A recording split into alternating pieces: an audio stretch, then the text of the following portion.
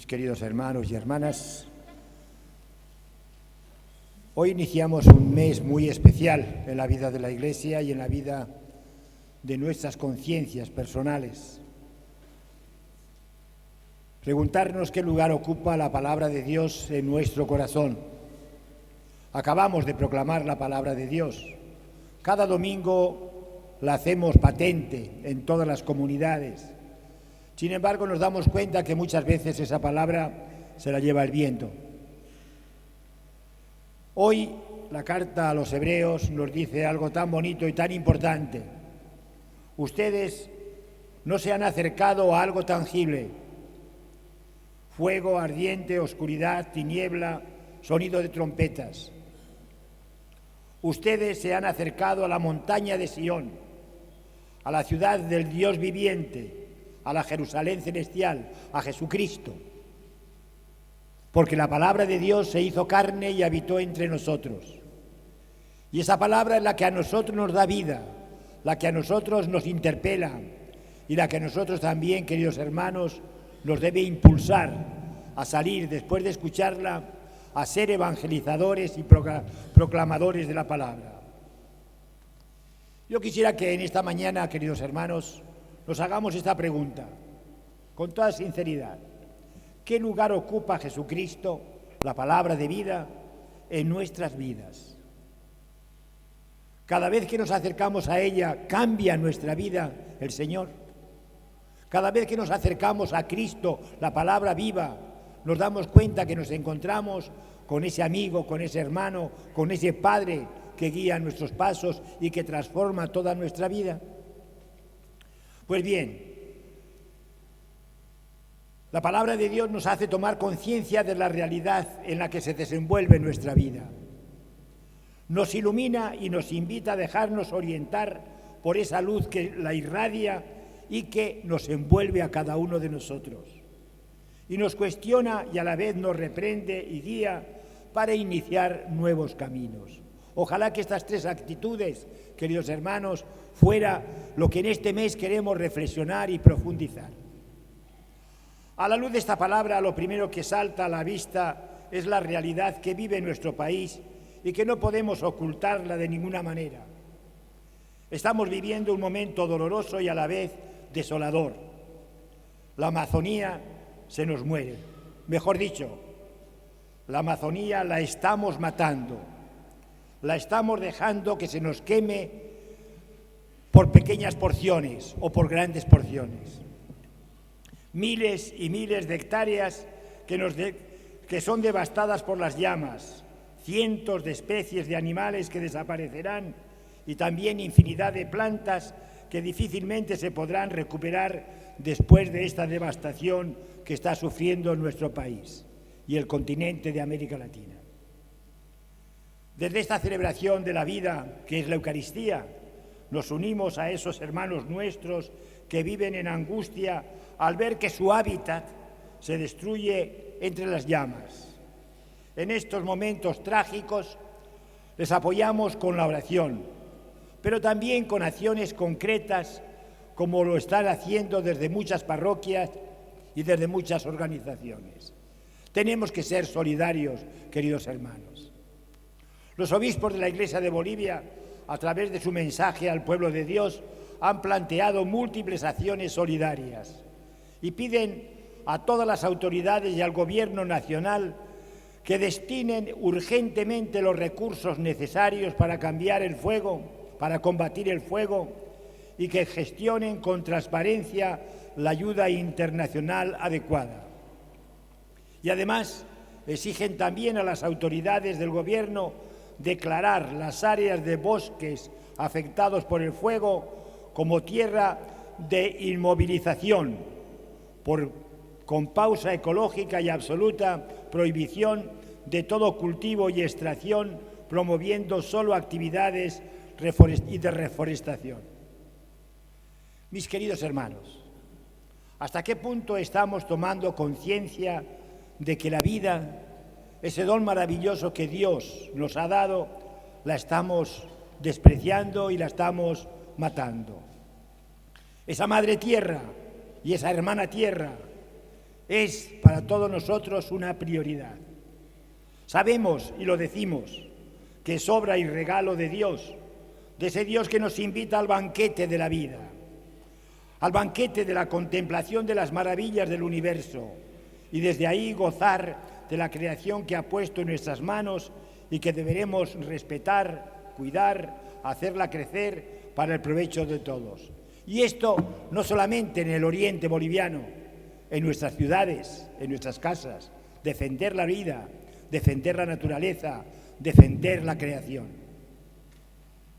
Un tema que es importantísimo, queridos hermanos, y que tiene que hacernos tomar conciencia del lugar que ocupa la vida en nuestra fe y desde nuestra fe. El Evangelio que acabamos de proclamar nos presenta a Jesús en algo tan sencillo y tan normal como es la de aceptar la invitación que le hace un fariseo a una comida. Por supuesto que los fariseos le invitan ¿para qué?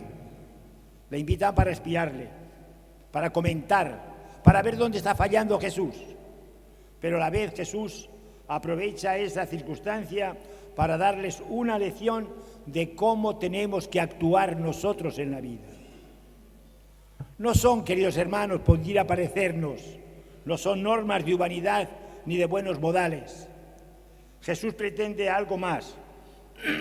Pretende descubrirnos al fariseo y a nosotros hoy un nuevo estilo de vida, una nueva manera de relacionarnos unos con otros. Dice el Evangelio, si te invitan a un banquete, no te coloques en el primer lugar. No aspiren, nos dice Jesús, a los primeros puestos. El ansia de poder y de dominación, de imponerse por la fuerza para esclavizar al otro, está en el corazón de muchos que usan la violencia para imponerse. Y nos estamos dando cuenta, queridos hermanos, que hoy más que nunca, en este mundo tan civilizado en que estamos viviendo, la fuerza, el poder es tan impresionante que está creando violencia por todas partes. Vivimos en un mundo de lucha y de poder, y de competencia, de primacía de clases, de grupos, de unos contra otros. Y nos habla justamente el Evangelio ¿de qué? Nos habla de que la soberbia es quizás el pecado más grave del ser humano. Por eso Jesús nos propone un aforismo que es fundamental. Todo el que se eleva será humillado, y el que se humilla será enaltecido. Queridos hermanos, estamos a las puertas de las elecciones nacionales y lo que prima en este momento es el ansia de poder, de dominar, de ganar y de vencer al contrario. No importa el pueblo, no importa el servir al pueblo, lo que prima es el ganar para perpetuarse en el poder, no el de servir y trabajar por el país.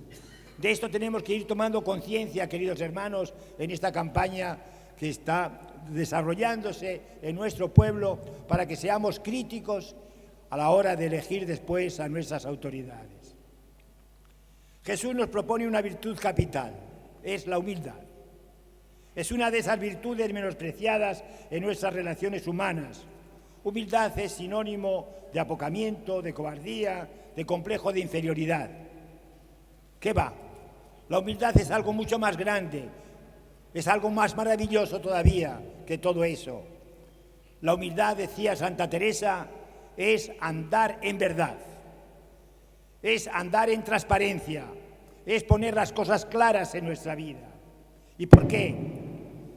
Porque la única verdad es Jesucristo. Yo soy el camino, la verdad y la vida.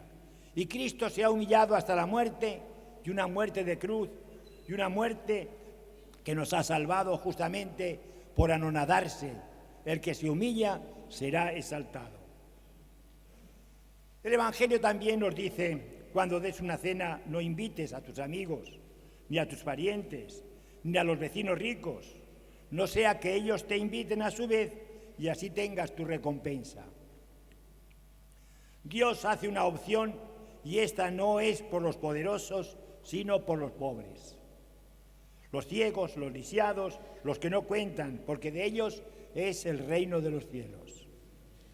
Nos cuesta comprender este mensaje, queridos hermanos, Y sobre todo nos cuesta vivirlo desde la perspectiva del Evangelio. Hoy vemos cómo son cada día más los desplazados en la sociedad, masas de migrantes que van de un sitio a otro en búsqueda de días mejores, de vida mejor, y cuántos mueren en ese tránsito que hacen de un sitio a otro.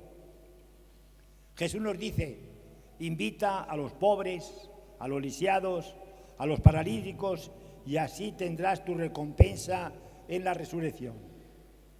La pregunta es: ¿qué lugar ocupan los pobres en nuestra propia vida?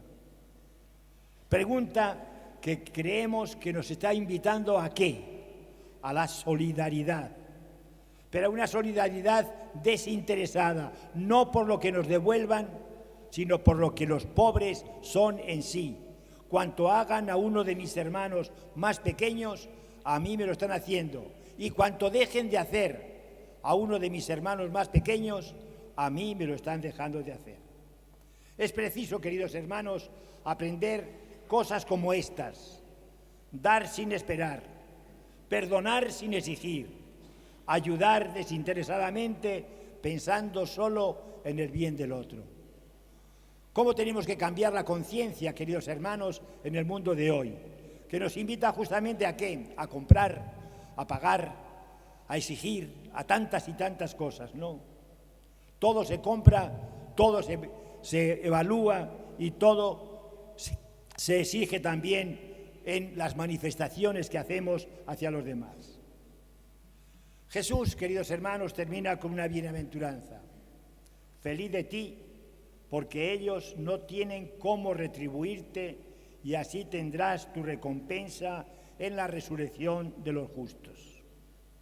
En primer lugar, nos dice que somos felices si aceptamos su mensaje, y después nos invita a mirarnos en el presente, en la infinidad de cosas que podemos atesorar acá en este mundo, pero también nos invita a las cosas que tenemos que atesorar para el más allá, para la vida nueva a la que somos llamados. Queridos hermanos, leer el Evangelio, leer la palabra de Dios desde estas perspectivas, nos obliga a un cambio de vida no solo personal, sino sobre todo a un cambio de vida social. Siempre decimos que tenemos que cambiar, pero pensamos que el que tiene que cambiar es el otro. Y Jesús nos dice hoy que quienes tenemos que cambiar somos cada uno de nosotros, asumiendo estas tres grandes virtudes que nos presenta el Evangelio: humildad, solidaridad, gratuidad. Queridos hermanos, un programa maravilloso de vida que hoy el Evangelio nos presenta frente a las catástrofes que estamos viviendo, frente a nuestra realidad sociopolítica en que estamos también participando, y sobre todo desde nuestra fe, que nos invita justamente a ser testigos de lo que hemos recibido del Señor, palabra de vida. Que así sea. Amén.